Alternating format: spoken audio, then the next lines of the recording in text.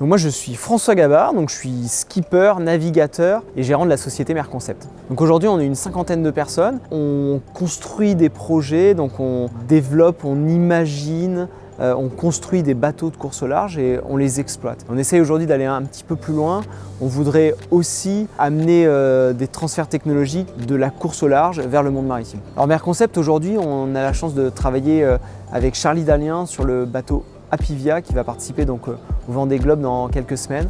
En parallèle, on est en train de construire un grand trimaran, un trimaran volant qui va être mis à l'eau en juin 2021 et qui, je l'espère, va battre des records et gagner des courses dans les années qui viennent. Et donc je serai à la barre en effet à partir de l'été prochain et on cherche justement à construire un nouveau modèle économique autour de ce bateau avec un ou des partenaires.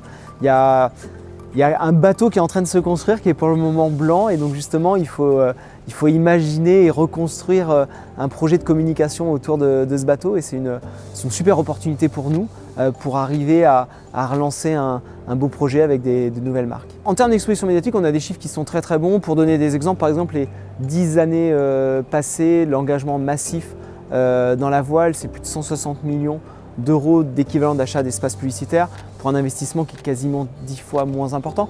Il y a quand même quelque chose qui est encore assez remarquable avec la voile, c'est cette aventure, quoi.